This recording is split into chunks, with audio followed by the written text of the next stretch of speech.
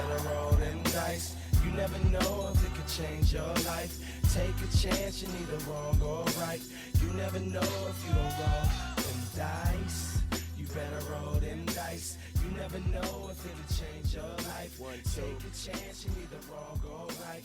You never know if you don't roll those dice. Man, life's so Hey, Rob. Hello, Matt.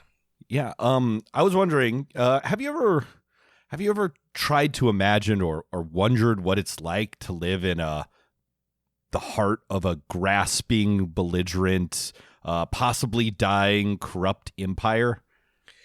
No, but I was thinking, what would it be like to live in a place where all of your culture is like endlessly self-referential, where everything is sort of like returning back on itself, kind of just like regurgitated memes and impressions, just constantly building upon one another circularly, and until you have just sort of like a fetid cesspool of culture that has not progressed or grown. And Yeah. what would that be like? I don't know. Rob and I will never know, but listeners, we can imagine through the written word, through fiction. That's right. It's another Dungeon Master of None book club episode. That's right. Hello, everyone. We are talking about, well, we're talking about a lot of things, but we are talking about the books, the duology of Arkady Martine, which are a memory called Empire and a desolation called Peace. And a desolation called Peace. Two real banger titles for two banger books. And these are very much Matt and Rob books. You're going to find out as we talk about them.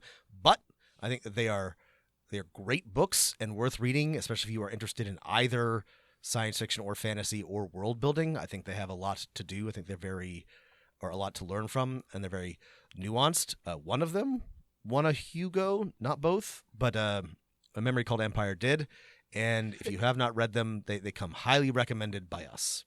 If you want to find out nothing else about the author or the book or what you can learn from it as a Dungeon Master, just know that it has the Dungeon Master of None seal of approval. These books are amazing. I think it's taken us a long time to get a real good sci-fi on our book club list, a real good space opera. And if you like sci-fi, if you like smart speculative fiction, if you like space opera, if you like history, you will. If you like world building, you'll like all of both of these books. So Arkady Martine's Teixcalaan Duology.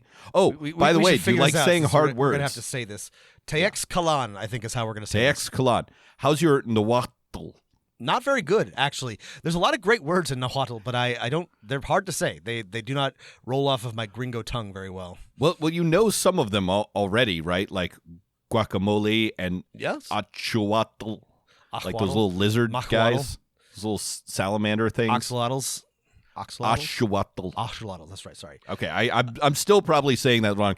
Anyway, the little salamander guys with the fringes. Yes. Yes. Anyway, we know there are more than a few lone Nahuatl words. Actually, so let's talk about what we're talking about, Matt, because So in case our listeners want to follow along, I think let's start with the first book, so we don't spoil everything. If you're okay, sure, I want to hear about the first book a little bit, maybe then I'll turn the podcast off and read it. If you've already read both, chug along through the whole thing. The first book, A Memory Called Empire. Here's the basic idea. There's a diplomat from a space station dwelling culture on the edge of a vast interstellar empire. You add all your tropes about interstellar empires from Asimov to Lucas, and it's got some of those. Has to go navigate the imperial capital, figure out who murdered her predecessor, and maybe stop the empire from just overrunning her much smaller station. That's the plot, and let's get into it. So the big picture is pretty familiar, right? And you may be saying to yourself, if you haven't read this, what's the big deal? Why do I care about this? And there's a number of reasons why these books stand out and why they're notable. A big part of it is just generally the big brain that Arkady Martine brings to the books. She is a scholar of the Byzantine Empire. She speaks like 5 languages or something, like 6 languages, and it shows. It is demonstrable that this is a book written by a very smart academic that comes with upsides and downsides, but it distinguishes them. It'll make you feel a little stupid. Make you feel a little stupid, and at times it can be a little lazy, a little up its own ass, but not in a bad way. But it is. This is a smart person book written by a smart person for smart people, and you may feel dumb. That's okay. Go into it with a beginner's mind. Open yourself up to a little humility, and it'll be fine. But this reminds me, Rob. Before the show, we were talking about the author of this duology, Arkady Martine, aka Anna Linden Weller, who is widely published in like the best journals on classical and medieval Byzantine and Armenian history, but also speaks 6 languages, but also is a city planner, but also is a poetry writer. It was one of Hugo, has a cool wife, lives in the mountains, and is a clean energy consultant. Yeah. She basically has the job of every person I know, or the dream job of every person I know. And none of my friends have any of those jobs, right? And she has all of them. She took all the jobs that we wanted. Anyway, what we're saying is she's a cool, smart person. Unfortunately, it appears that she deserves this. Like, she's the kind of person you love to hate, I guess, or hate to love, because she really is like that good. She really is like very smart. She writes in a number of different disciplines, like Matt said. She's published academically. She's a fiction writer. I've read a couple. Rob and I both love the Mongol Empire. We read an article of hers about like the Byzantine women marrying into like upper echelons of the Golden Horde, and we're like, oh my god, this is really good. Holy shit! It was fantastically well researched. It was really interesting. She wrote a great essay for Uncanny Magazine in like 2020 about city planning, and resilience and surviving the apocalypse. It's great. I'll link it. It's something I kind of return to from time to time when I'm feeling like especially doomerish about the world, because it is kind of an anti-doomer piece. But the way that this shows up in the Teixcalaan Duology is the empire itself is so. Yes. Like Matt said, the big picture is pretty familiar. It's sci-fi, gigantic, galaxy-spanning empire, but it's not, Star Wars, the Empire. It's not Foundation's Empire. It's much more nuanced. Martine has put a lot of detail into things like culture and language and diplomacy. There's a great deal of Teixcalaan poetry and art and interpersonal relationships, very subtle things. So if you are interested in, if you always wondered what types of, holovids they watched in the, Imperial Galactic Core, like I did, this is the book for you, right? She goes into great detail about, the type of music they listen to and their entertainment and like what they write on. Like this is nerd stuff, but if you are into it, it's great. This is also the best type of world building, and like this is done while there's a breakneck mystery / sometimes heist, sometimes scheme, sometimes noir investigation going on that just doesn't stop. So unlike reading, I don't know, your Tolkien or something, there's never like a one chapter aside about poetry. It's there. You're absorbing it, and it's woven makes it in. It's I couldn't put this book down. You'll keep just going. I think that there are it has peaks and valleys, but I also couldn't put either of these books down. And I think that, I'll lay my cards on the table here. I think this works especially well as a duology if you read both books. I think that the first one stands alone just fine, but I think the second one really brings it home in a way that I think improves the whole. But even so, this is not it's not a bunch of tedious asides on things you don't care about. It is, the poetry is relevant to the plot as it happens. The culture is significant to things that are happening, the deep intrigue and machinations and scheming that are occurring on every single page.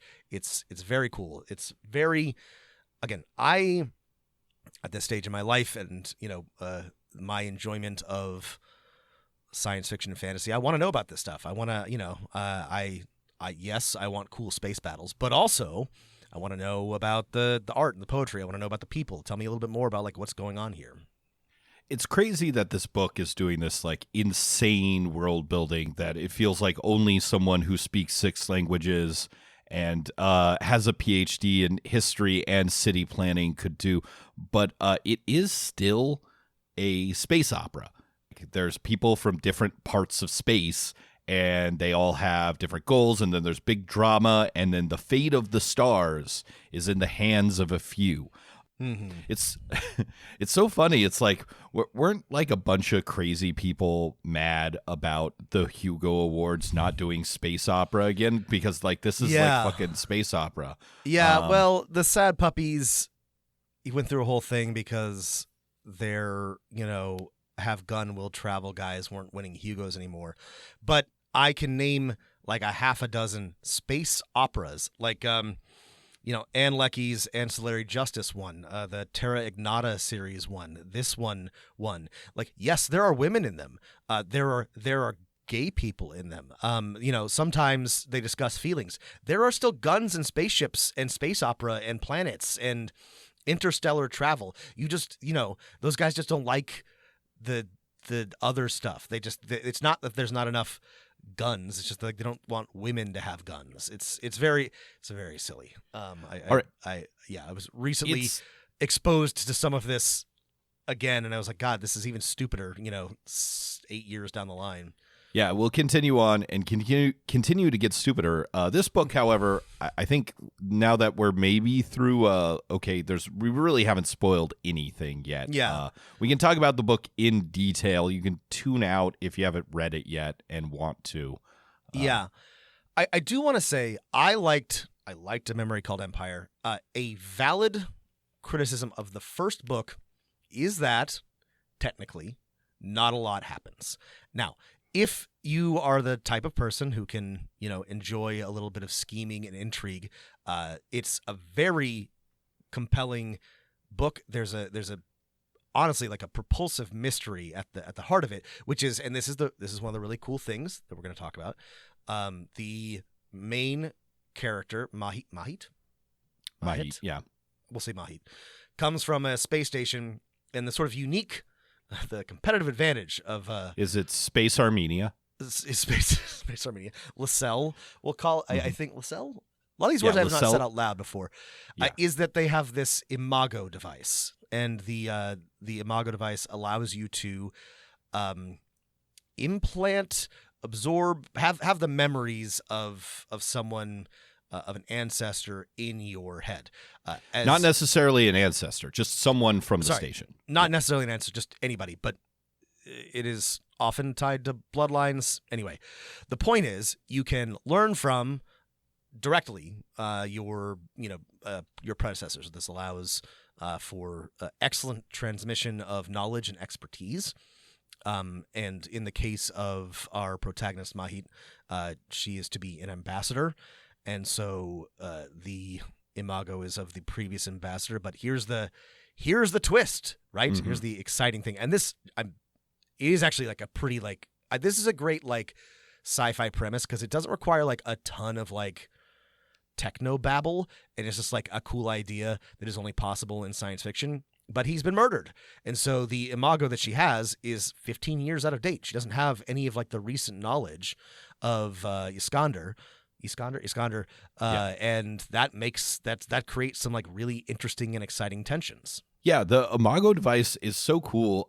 So many games and other things have something like this, like the Trill from Star Trek, or I believe there's a species or an ancestry in Pathfinder where you get something like this, and it's a super fun way to make a character or an NPC where they're an amalgamation, but it is kind of a pretty hard sci-fi. The imago device, like they get into, okay, like you have memories, and then it also like taps into your endocrine system, and that's what your personality is, memories plus like your endocrine system, and It gets into both. And that when people who have new imagos, it's like they're having a conversation with them. And then later in life, it just fades into the background of your being, like if it was your own memory, right? And these devices are incredibly precious. Maybe there's like hints they were developed to help pilots like navigate tricky things that are hard to do, but have become this part of this Lascelles Station spacer culture, which has led to it in some ways being a little more stagnant than other places. But I mean, we still see tons of innovation and new things coming out of this culture. Yeah, you find out in the second book a little bit more about Lascelles Station and about the imagos, but it's an interesting idea, and it's, yeah, like Matt said, there's a suggestion that it's for pilots, but you know, it does mean that a lot of the highly technical things that are involved in running a space station, which is an inhospitable thing, right? Keeping something like that running in deep space requires a lot of technical expertise, and so the imago kind of like makes sense as a thing to develop there. But our heroine Mahit is really interesting because she's basically like a Teixcalaan boo. She's an enthusiast of Teixcalaan culture, which is very useful as an ambassador, and also like necessary to sort of like play the like deep intrigue games and understand like what's being said on the second layer of this poetry reading. But at the same time, it like isolates her from her home culture. She's not like a pariah or anything, but it's clear that like she is eager to, you know, join the real like cultural civilizational center and not be on her, you know, dinky little backwater anymore. Yeah, I mean, I think, you know, we were joking about this at the beginning, you know, what's it like to be in an empire. And, you know, Rob and I are both from a very large empire that has a lot of cultural pull and does a lot of wars, just like Teixcalaan. But, you know, it's also like a universal feeling. Anyone who's grown up in a small town, like, feels that pull. And Lascelles a small station to, like, something bigger and larger where, like, more, you feel like more beautiful or exciting things are happening, and produces more works of art and culture and excitement. And yeah, that's our protagonist. Yeah, she's a weeaboo for the Space Mexica Empire. Yeah, and this is the cool thing, right? In case you've been picking up on like the words, the like language and some of the trappings of Teixcalaan is very like Mexica, very Nahuatl. They have a ball game, like a ball in a hoop game, which is sick. But the structure and sort of like political underpinnings, these are very like Byzantine, right? There's people love poetry and flowers. The royal court where they do, you know, poetry competitions, and there's lots of scheming viziers and a very like creaky and ancient bureaucracy and like royal system. This is very like mid-late Byzantine, and it shows. But this is a very smart way to create like fantasy or science fiction cultures, is take two big ideas and like mash them together, and then you'll get, you know, do more than that. And there's definitely like a lot more nuance here than that, but like the naming conventions, a lot of the trappings are very Mexica, but then the Martine's expertise with the Byzantines shines through for sure. Right. And like, if you're not catching up on the parallels, right, Lascelles Station, where our protagonist from, is, you know, it's space Armenia. It's between, like Armenia was for a lot of the classical and medieval period, between two or three great empires, negotiating and dealing with all of them. I think like for world building, the two big ideas smashed together are perfect. And then as long as you don't just stick to that formula, because that's not what Martine does either. Like, there's the cultural pull of the United States. It's very clear that the military has a little bit of like the Mongol Empire. Like, there's the sworn band of the emperor, right? And yeah, but then it's and then there's also a lot of like city planning and AI in the thing. That's right. But yeah, so just keep throwing other things you find cool, and at the end of it, people who are paying attention will be like, oh, Byzantine politics, Mexica like language, okay, I get this. People will notice it, but they'll still be impressed. And the people who don't care about that at your table will just be like, wow, this is really cool. Yeah. This is, again, this is really like fantastic world building, because like that's just the start of it. And I think what Martine does well is that, you know, she actually has like characters through which she explores this culture and these cultures and their relationship to each other. There's our protagonist. There's her interpreter / guide, 3 Seagrass. There's the young heir to the Emperor 9 Antidote. Sorry. 8 Antidote. 8 Antidote. And then the Emperor himself, 6 Direction. 6 Direction. As you can tell, Teixcalaan names are usually a number and a sort of like an object, but then they all have pet names or like secret names or like, you know, intimate names, which are fun. You know, they call the heir Cure. They call 3 Seagrass. What do they call her? Reed. Reed. That's right. This is cute. This is clever. This is a small thing, but like very. Again, this is very like rich world building to me. This is smart, good stuff. Yeah, I feel like this is also stolen from something. I think almost definitely like old Toltecs maybe. It's one of the so. Central American pre Mexica civilization. What's your Teixcalaan name, Rob? Let's see. Your do you have a generator? Yes, I do. What month is your birthday in? Why August. It's the October. 8th. August. Yeah. Okay. What's your favorite architectural feature? It's a flying buttress, probably. Yeah. I'm gonna call you 2 Buttress because you got I like that. 2 Buttress. That's good. I can work with that. Yeah. That's a good name. So no, the naming conventions also, like, if your players have not read this book, or even if they have, because again, it's based on a real historical thing. Like using numbers for names, especially of people who are not robots, is great. It's like people like numbers, right? They have some kind of symbolic, maybe magic, maybe attachment to a number, and it's easy to come up with a random name. If they're not, okay, hey, I'm 63. Nice to meet you. It's a really good, just for coming up with like quick names. So it's sort of hard to talk about and like what happens in the first book. The second book is a little bit easier, but there's the central mystery, right? Like what happened to Iskander. And then you start to pick up on there's scheming, there's intrigue, there's power plays happening behind the scenes. And I would say like maybe if I have a criticism of the first book, and to be clear, I have criticisms of everything. I think this book can get away with just about. It could be way worse, and I would still recommend it because it's such.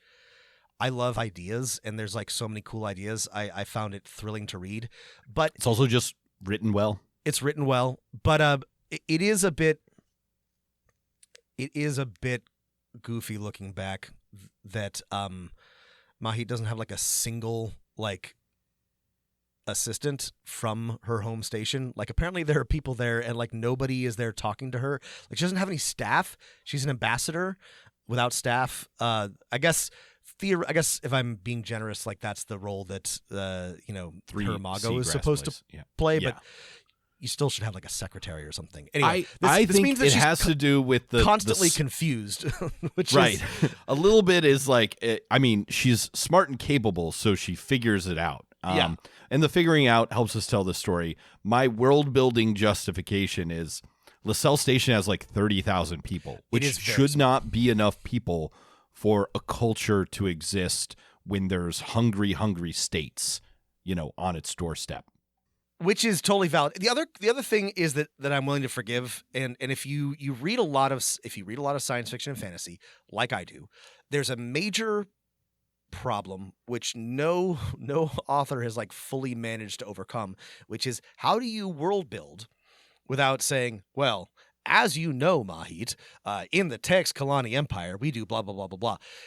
You do that by, the best way to do that is by having like an outsider, like a naive, newcomer, so that it makes sense for them to ask questions about like how things work and like not understand basic science fiction concepts so that they can be explained to them. So I'm very willing to overlook this thing. It's one of those things where like, it's not exactly like it's not an idiot plot, right? Where it only works because everyone's an idiot, but it only works because Mahi doesn't have like information that an ambassador absolutely should have. But there are good reasons for that. Well, spoilers for the first 15 pages. Her imago has been sabotaged. One of the like random things this reminds me of is and is a great DM advice is, okay, let's say you want to set a campaign that's between two polities, right? An empire in the smaller kingdom, or two empires, is, as long as you give a couple factions in each side like actions they're taking, right? It makes things interesting, right? It's way more interesting that there are people, even they might claim they're not schemers, right? But everyone schemes, right? If you're a human being, everyone's scheming. LaSalle Station is scheming too. They just don't, wear it on their sleeves like the Teixcalaan League do. One of the really interesting things about this series to me, which I really enjoyed, is something that is just sort of like a curiosity to me. Like, how do you if you're Armenia or like Singapore or something, like how do you assert your power in any meaningful way? How do you exert any control over your own autonomy, much less over like the empire that you are a tiny appendage of? And what these books do is they show how LaSalle does that. And it's small things, it's little things, it's very subtle, but like the schemers back on Mahit's home station are good schemers. Like they have like plans and they have good ideas and they have like ways to sort of, maintain their limited independence. And it's a really, like, I think, when we're talking about the relationship of empire, cultural expropriation, colonialism, I think one of the most interesting things to me is like how the colonized continue to exist, continue to exert their own independence in ways that are not simply like, I mean, obviously we love a like colonial uprising, throw off the chains for your oppressors. But if you can't do that, well, what are your options? And these books are really, really interesting. It is. I think it's an overlooked part of history in that there's a lot of stories about places that are colonized directly and the empires that colonize them. But basically every empire is littered, right, with these states that continue on as long as any state, can be expected to continue, right? No empire, no state lasts forever, but some of these last a really long time.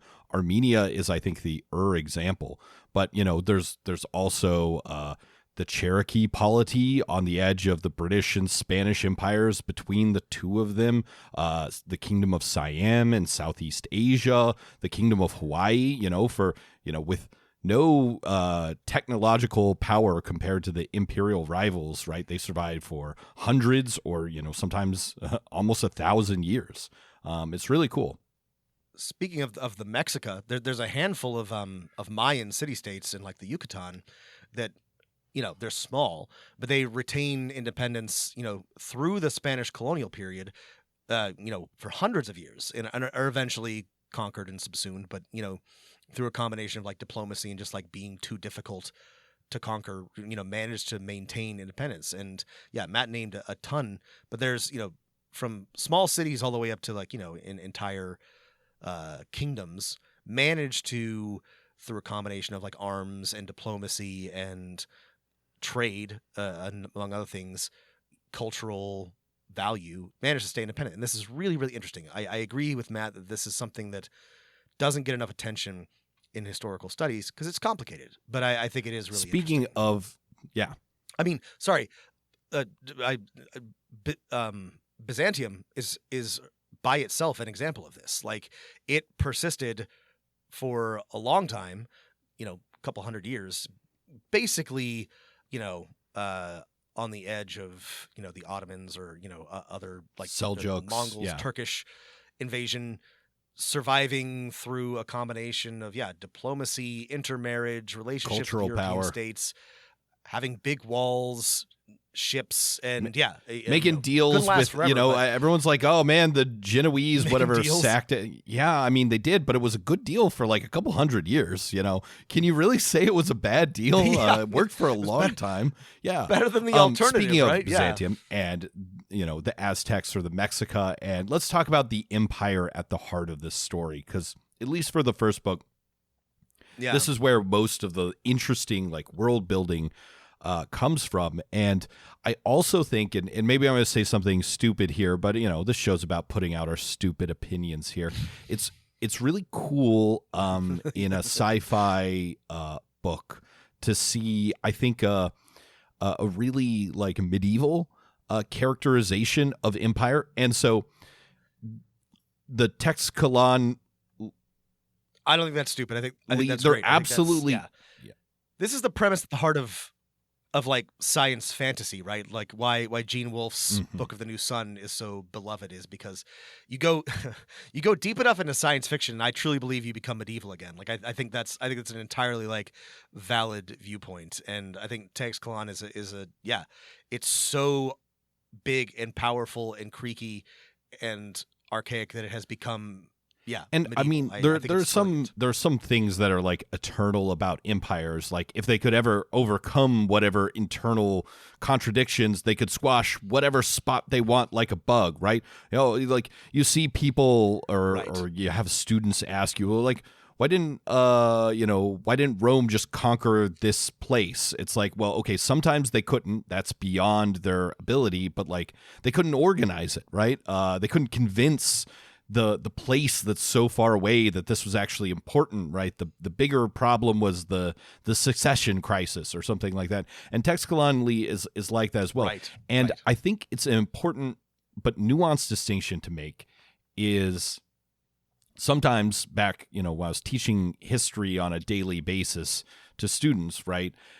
We used this word empire as a really big word, and it means different things in different places and different times with some overarching themes. And it's like, well, is it so bad what the Spanish Empire or the British Empire or the American Empire did? Like we've been talking about these empires the whole time. And I think one thing that this does well is just because they have like a more medieval approach doesn't mean they're not incredibly brutal, right? The Teixcalaan nuke planets. One of their generals has the eponym, the like mind breaker, and it's applied as in she broke the minds of an entire planet to the will of Teixcalaan. And like, it's also just like incredibly like nuanced as an empire, right? There are just so many people who don't think about the empire, of the people who do, some of them are clearly kind of nefarious, and others are just sort of nefarious. I mean, I think this is part of the brilliance of the book, and what Matt is describing is great, is because all of what he's describing is all happening on the periphery, right? At the center of the empire, where all the action takes place, all of even the emperor and his viziers, they're all very urbane. They're very genteel. They're very educated. They sit around and they recite poetry and they have tea parties. And this isn't like there's cruelty, but like it's not like Darth Vader like choking people like on screen. Like there's very little like I'm witnessing an execution. Like, Arkady Martine doesn't like do you the favor of being like, these people are evil because they have like gladiator pit fights in the throne room. Like they're evil because their empire murders people, but it all happens at a great distance, right? Through layers and layers of, bureaucratic, acceptability, which is how real life empires function, right? Like it's very easy for us to like look at, if we want to like convince ourselves, the Romans were evil, like they fed Christians to the lions and all this, blah blah blah blah blah. Right. But like the Mexica, for example, took captives specifically for sacrifice. Right? Yeah. And those things are evil, but like it is also evil. It's also horrible to exert massive violence and expropriation for the purposes of mining getting silver rubber from Potosi, or whatever. or rubber from the Congo. It's just not, vaudevillian, mustache twirling evil. But that's one of the things that I think is so brilliant about these books is there's a lot of very sympathetic Teixcalaan characters. They're many of our heroes and protagonists are from the heart of the Empire, and they are not evil people, but they are involved. They are complicit, right? And a big part of Mahit's character growth and conflict is how much does she want to participate, because she technically has a choice, right? She can go back to Lascelles and, I don't know, work in the iron mines. No, not that, but something a lot less interesting than being the ambassador. But then you're not a part of it, right? Speaking of the one more example of its sort of more medieval reason that again still has echoes in modern empires is Teixcalaan as an empire is founded with a reason of conquest, right? They are, despite doing a lot of poets, right? They see themselves as warriors, right? Their emblem is rays of the sun that are spears. Flower and explosion are practically the same word, just like city and world and empire are all the same word. And they the urbane maybe kind of good guy emperor sixth direction, we see flashbacks of him with blood on his space laser spear as he's brutally killed a planet. And that's the contradiction of Empire. And I would say some of the modern things that you just throw in there too, because it's fun, is our protagonist sees random agitator protesting against war and expansion, random students who are organizing an anti-imperialist group, and it's okay, that's interesting. Doesn't really apply to me because I can tell these people can't stop anything that's happening now. Right. But right. Just a reminder that this is all there in the big contradiction that is Empire. Yeah. Do you want to talk about the end of a memory called Empire, so we can move on to a Desolation called Peace? Because it's good. It's so good. We got to get to it. Yeah. So this book wraps up with our plucky ambassador and her best friend / frenemy / insane sexual tension haver. Yes. I forgot to mention. Oh yeah, this book's very gay. If you like a queer romance. Yeah. And if you like a slow burn, this is the book for you. Slowest burn, Jesus Christ! It's a very slow burn. And this is also the reason why I think it works better as a duology, because you, for lack of a better term, you achieve satisfaction in the second book. You finally get the payoff, and it is, again, 2 books. It's a good slow burn. I really should emphasize I think the first book is really good. It is not there's not a lot of space battles. There's not a lot of things that happen. If you were expecting the same couple of assassinations and explosions and chases, but it's slow. These are slow books. I think they're 100% worth it. But adjust your expectations accordingly. Read it if you want to complicate it. Learn how to structure a complicated political plot. But at the end of this complicated political plot, our plucky hero, Mahit, the ambassador, figures out through diplomacy, the power of poetry, and a little bit of the power of friendship, how to essentially redirect the forces of the Empire away from Lascelles Station.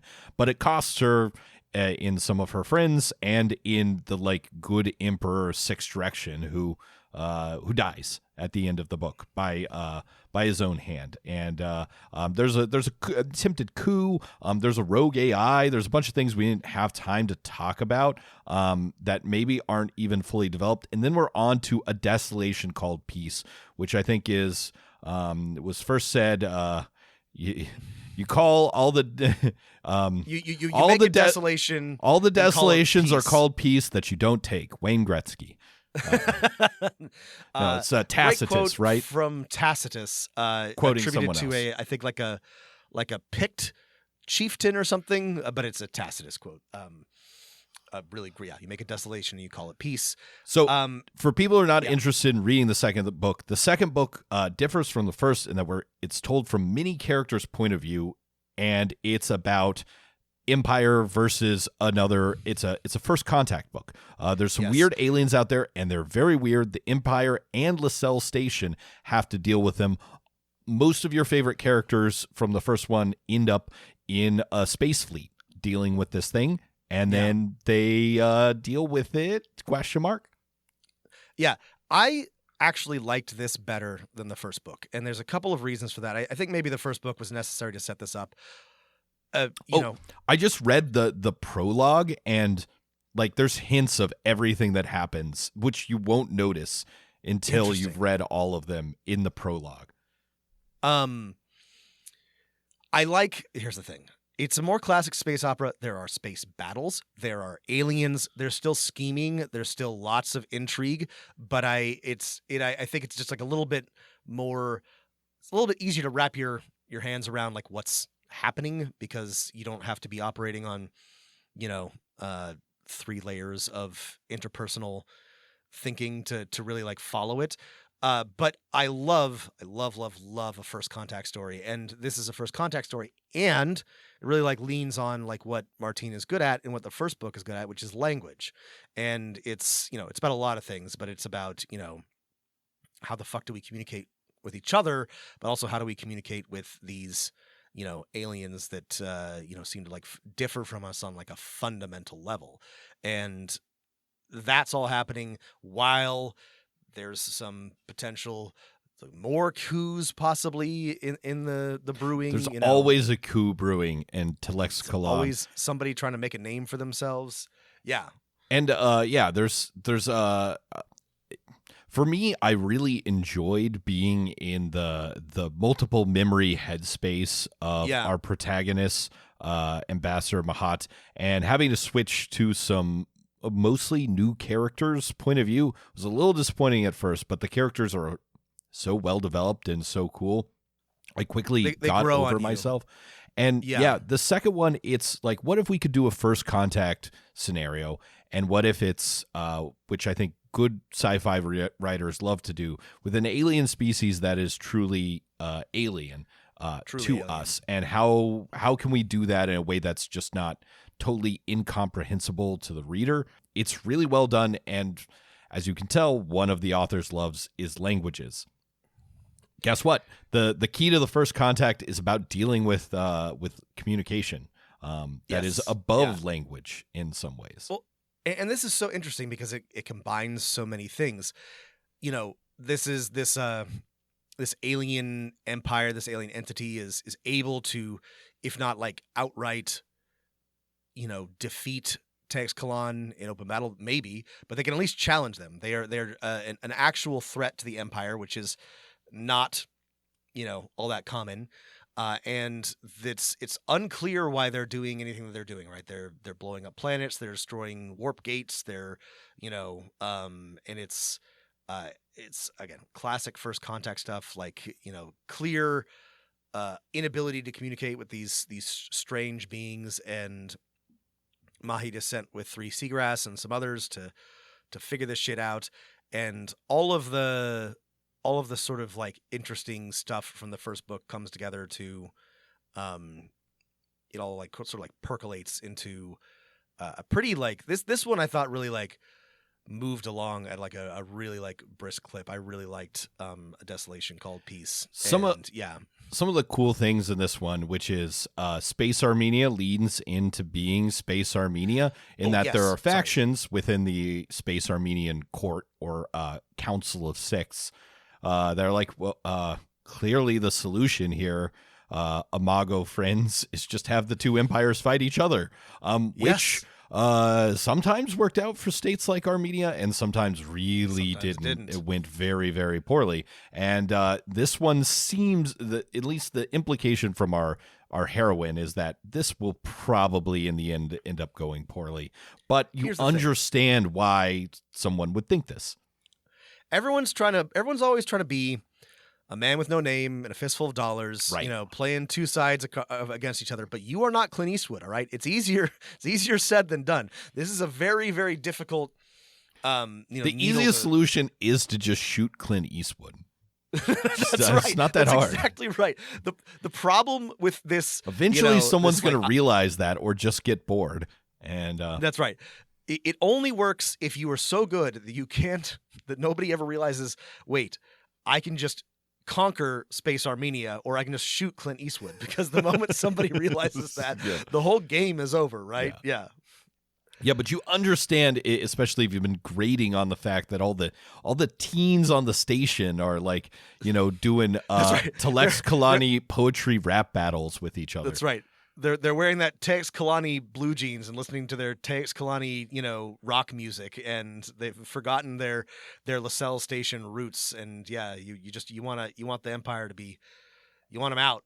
And again, I kind of said this before, but I'll say it again. Like, the way to make an interesting political situation for your players to solve is usually not to give two sides that want different things, right?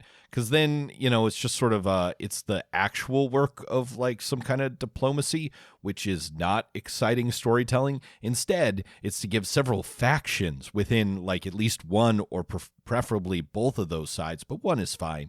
And navigating those and figuring out the plot is like the fun action bit of diplomacy, right? Because there's two sides to the empire. There's what the emperor wants, there's what the war ministry wants, there's what the war ministry intelligence department wants, I mean, and this is, I think, the brilliance of the book is that there are no real villains, right? Like there are people you like more and people you like less, but like everybody has like understandable motives, and most of them are operating in some kind of self-interest, but all of them are, and this is actually, this is sort of a criticism, but it's a very mild one, because I have the same problem.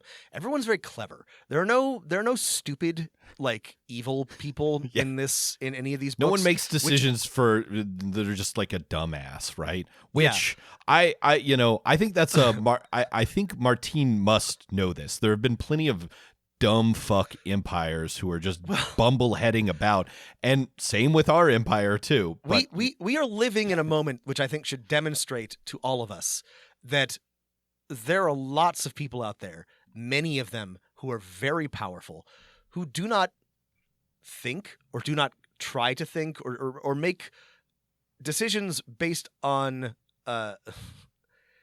with inputs other than like what would be, in their self-interest, or what would look good, or what would like even gain them benefit.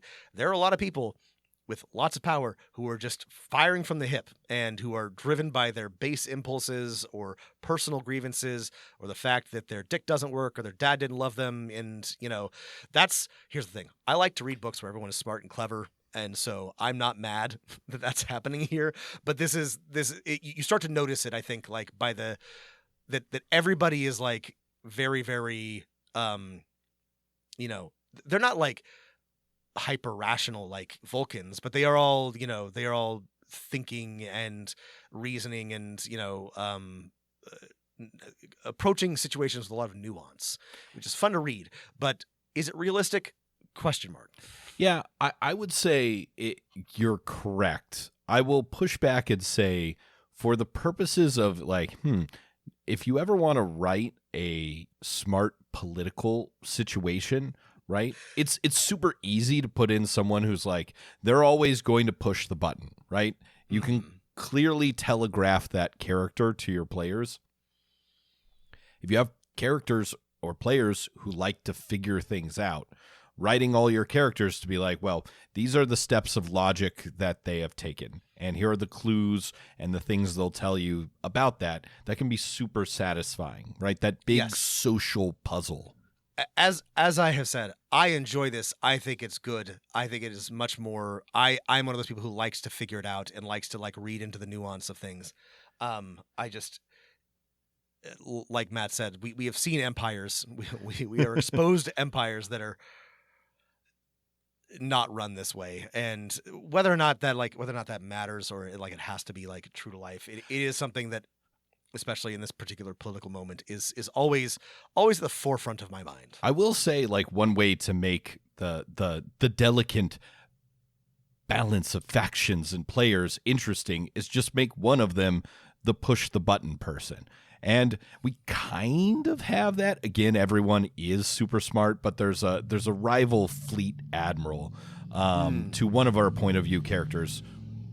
There's a rival fleet admiral to one of our point of view characters whose job is like, I'm going to start the war no matter what. Everyone's like, it's bad. And she's like, nah, I'm going to do it. And so, like, once you have that constraint, it's like it's a constant in your math equation you might let your players fuck with, you know?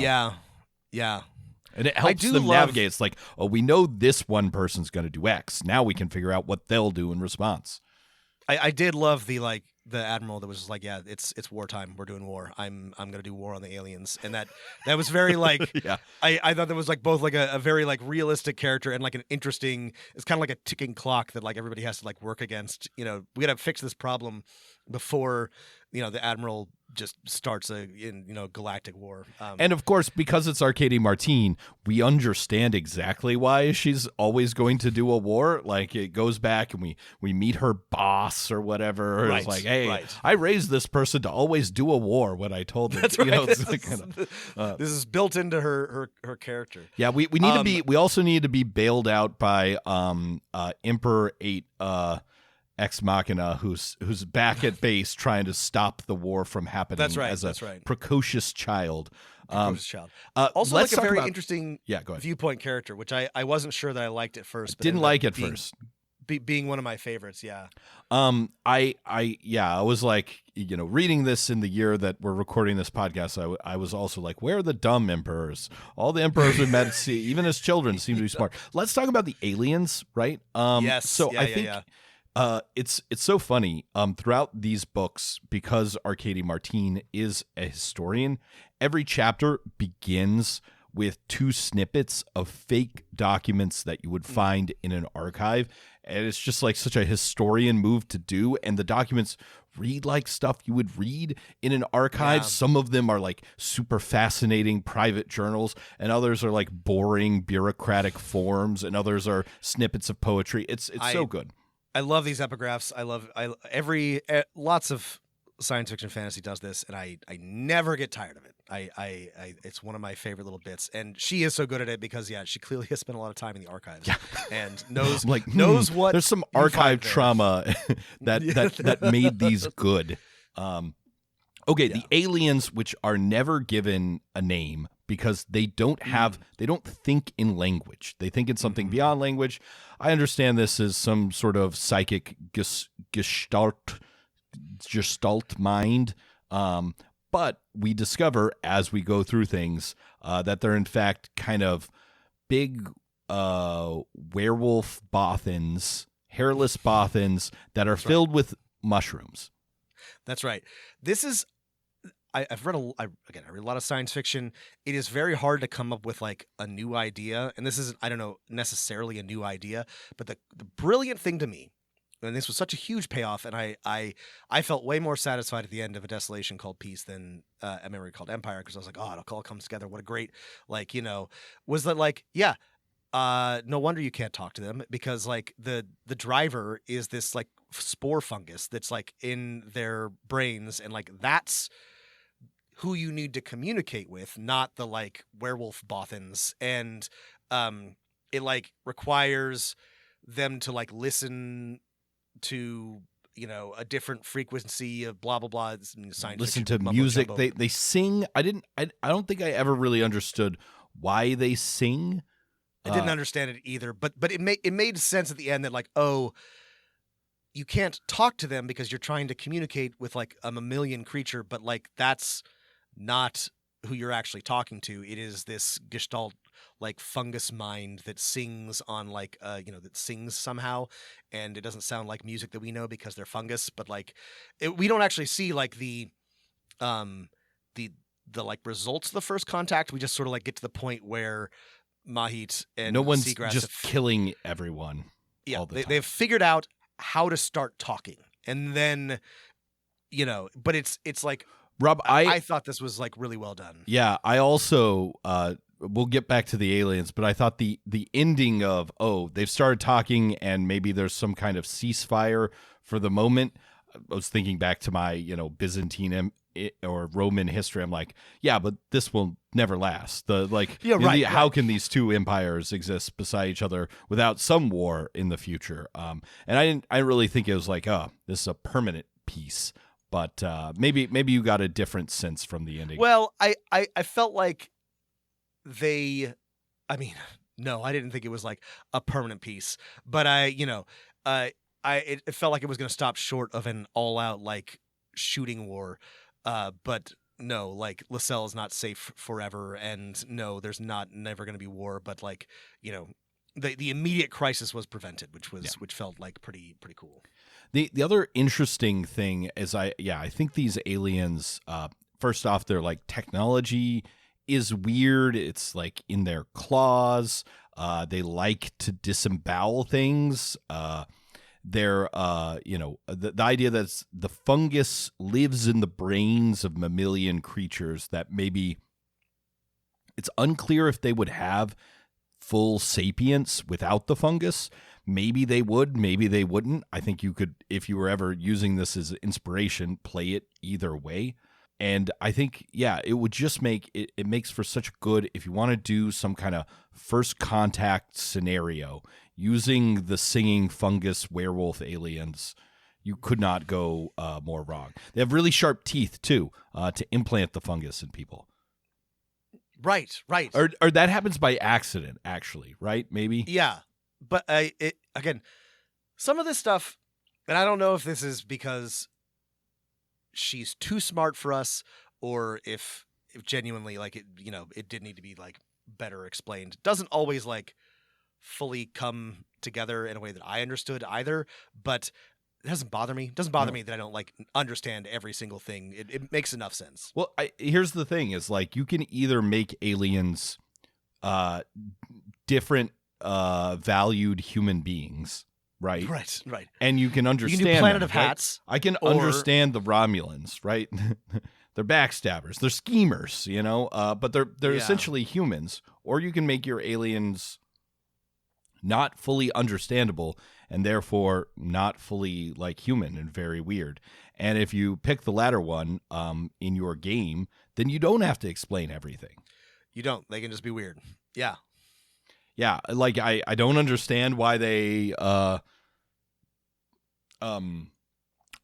the other interesting thing is I think the key to these creatures, and there's some real Rob, I'm getting some mule vibes from the final couple chapters of you thinking about the mule? I'm always thinking about the mule. I am always thinking about the mule, Matt. Arkady Martine, the mule is our Roman Empire. The Roman Empire is the mule. Kind of is my Roman Empire. Sorry, this is neither here nor there. Yeah. Does everyone know what the mule is? Yeah. Sorry for listeners. There's what is it? It's Second Foundation, right, where he shows up. There's this. Yeah. One of the later Foundation books.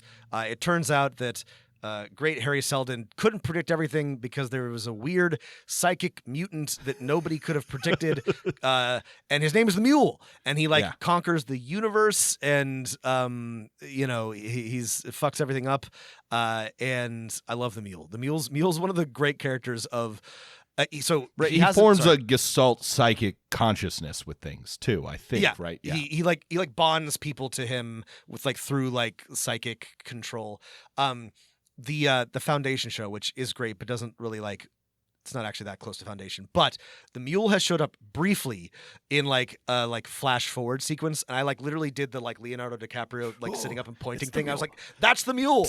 And that's the Mule. That's the Mule. Anyway, but yes, I was thinking the same thing with these aliens. It's something's going on with bonding and creating a psychic, some kind of quantum consciousness. I don't know. Right, because the Empire experiments with this with their terrifying police force and with their starfighter jockeys who signed up to be cool space pilots like Starbuck, and they end up being uber traumatized by accidentally feeling everyone they've ever loved die. Oh, I forgot about this part. Yeah.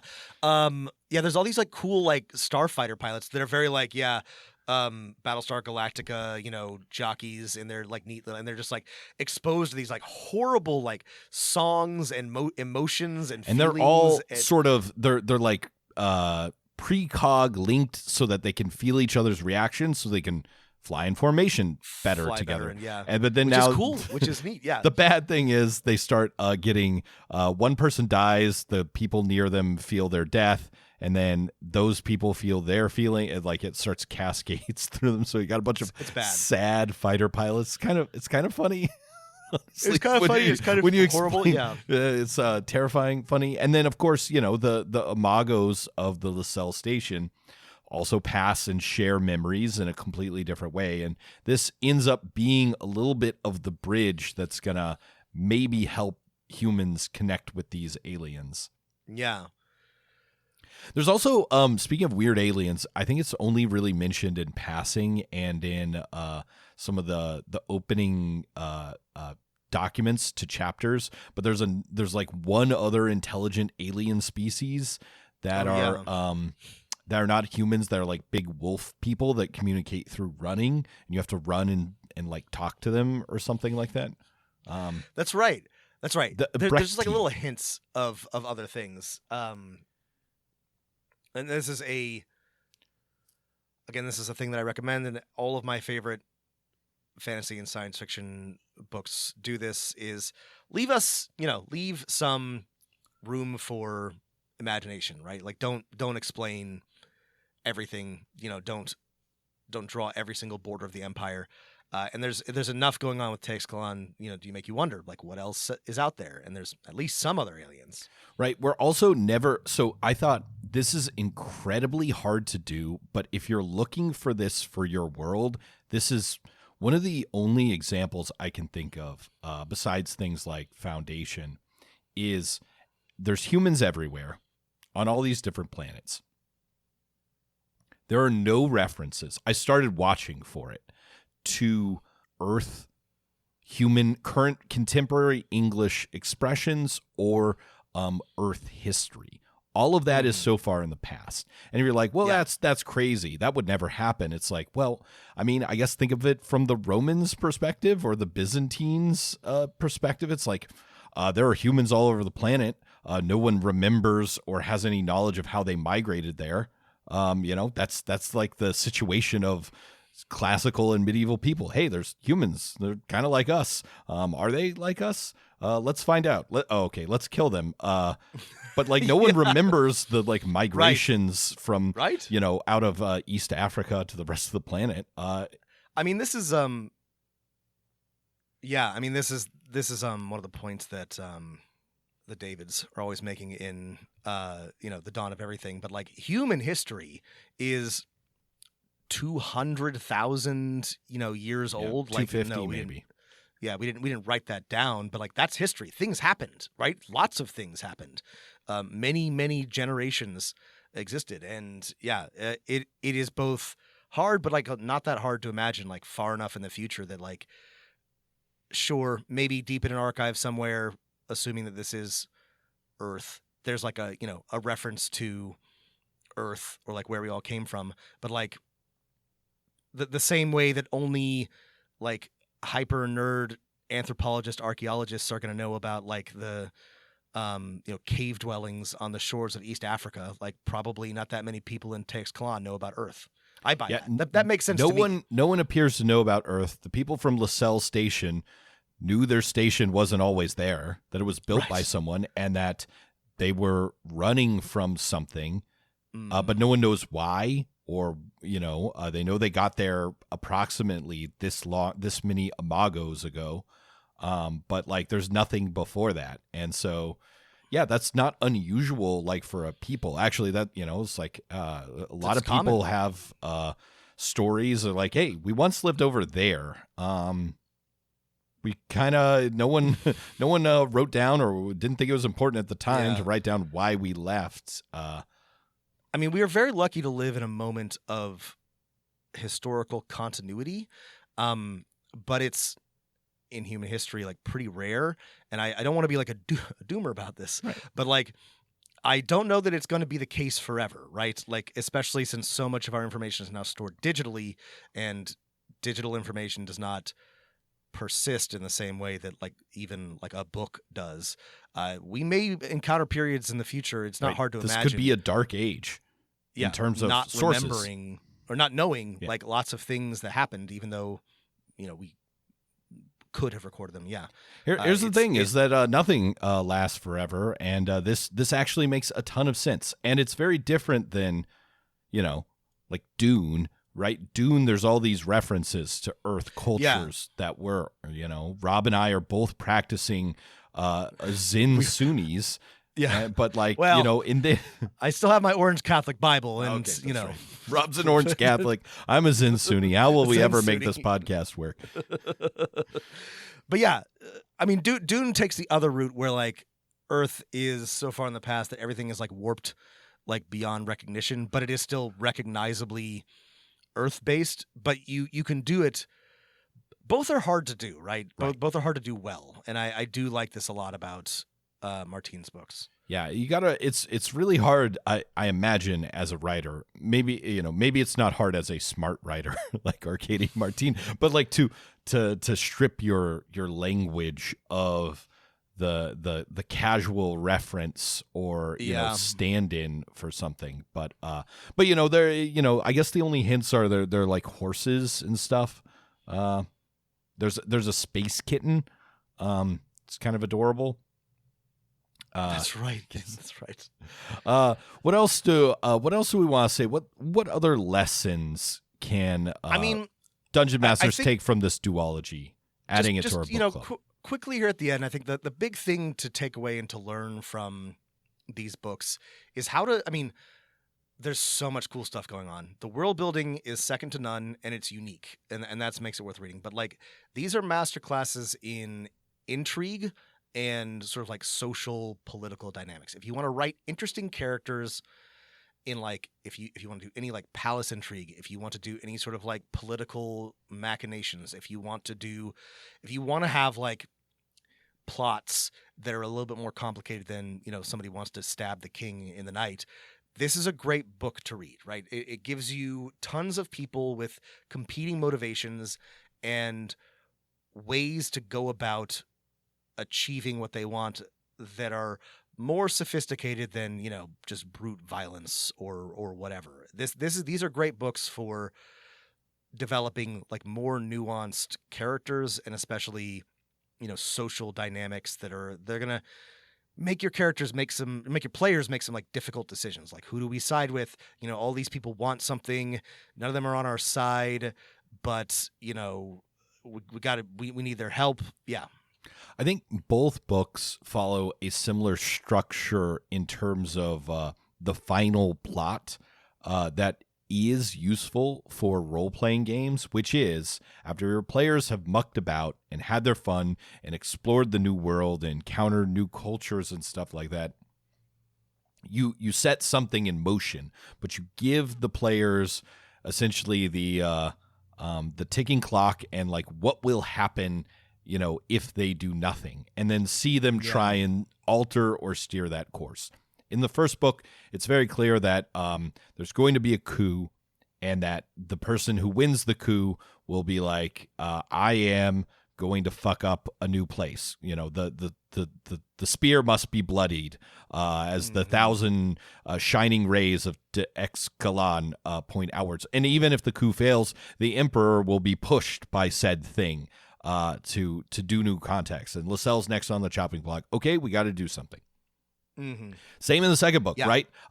We know there's a ticking time bomb. We can see that fleet. It is moving towards that planet, and they're gonna I can't imagine living in an empire that would wipe out an entire populated civilian place with nuclear bombs, but Teixcalaan is going to do that. How crazy must it be to live in such a place? But yeah, that is happening, and the players have to stop. How awful would it be to live in an empire like that? Yeah, right. It's almost they just sort of said that happened a long time ago, and I guess we can't really deal with the continuing historical weight of that, and so we just be wow, that happened. That's basically how the Teixcalaan deal with it. It's just like, oops, that happened. We don't do that moving on. anymore. Yeah, no, that's right. That's all. Meanwhile, one of our general, the Mind Breaker. Welcome back, ladies and gentlemen. That's give her right. give her a triumph in the So give your players like, okay, after you faff about, here is the thing that is like it's really fun to tell your players what is going to happen, right? Mhm. And then let them change it how they see fit. Yeah. Yes. Yeah, I agree. And yeah, the ticking clock focuses them, but like gives them lots of ways to approach the situation. And then because this is our first sci-fi book for the DM book club, don't be afraid to throw in weird AI that maybe never gets resolved or explained, or mutants or clones.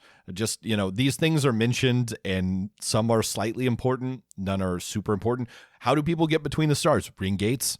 Where'd they come from? The ring gates? It's like asking where the stars came from. Yeah. It doesn't matter. Doesn't matter. I mean, wave away the things you don't want to deal with something cool and weird. Yeah. I was just doing some prep for a Mothership game, and it's got great advice about this. Like, lean into the tech. You don't have to have an answer for everything. You can just say science. Do as much as you know. Offload it to players who are into science if you want. Be like, I don't know, where do you guys think the ring gates came from? That's a perfect, like, this is the joke about like Star Trek, but like, they would just write like technobabble in the script and then, fill it in later. That is a perfectly valid way to be like, okay, I want there to be an AI, or I want them to be killer robots or ring gates or, mind link devices, but I don't know how they work. Whatever. Step one is like, here's the cool idea. Later, you can deal with the how. Yeah, I think sci-fi games are particular, especially like these big space opera sci-fi games, or if we're putting something weird, right? The police show up and they all talk in unison, and you can't see their faces. Are they humans? Are they robots? Are they like, lobotomized humans that are linked together with digital robots? You don't know yet. Let your players speculate, and then, maybe when it's relevant, you can write down what the answer is. Yeah. The technobabble like this, like a ring gate or like, the weird robots, is the mystery, like magic of sci-fi, right? It's the thing that's like, that is interesting to explore, because we don't have one of those, back home. All we got's McDonald's. Yeah, that's exactly right. I could talk about this all night, but I think we should wrap it up. Any final thoughts about this? Well, it's been a while since we've done a DM of None Dungeon Master book club. I've loved all the books that we've talked about. We generally only pick books that we either really, really like, or like parts of so much that they're really fun to talk about. I'm glad we have finally done a sci-fi one. Me too. I highly recommend reading this just for enjoyment, for sci-fi, or honestly, the stuff about empire and language and is universal to your weird alien fungus things could be fae from another world if you're playing a fantasy game. So I recommend this for everyone. Check it out. Yeah. All right. If you have other suggestions for us, listen to a Nahuatl. I can't do it. Speaker, like, Google or search for someone speaking Nahuatl, so that you can get a little bit of a handle, because the first one's got a lot of words inspired by that language, and that might be the only barrier. If you like this, if you have suggestions for us, please let us know. Yeah, specifically suggestions for the next book club entry. Take us another year to get to it. Maybe not. Actually, I could read another. There's lots that are on my list. This reminded me of a bunch of other Hugo winners I read around the same time. But I hope you enjoyed this. We love doing this, and these are great books. Highly recommended. Very fun. Very interesting. Totally worth the hype. So thanks for listening, everybody. Yeah. And this is a reminder that inside the prisms, as our heroine says and her imago says, inside the prism of both language, culture, and empire, you are never truly free. Keep rolling them dice. Embrace the mule.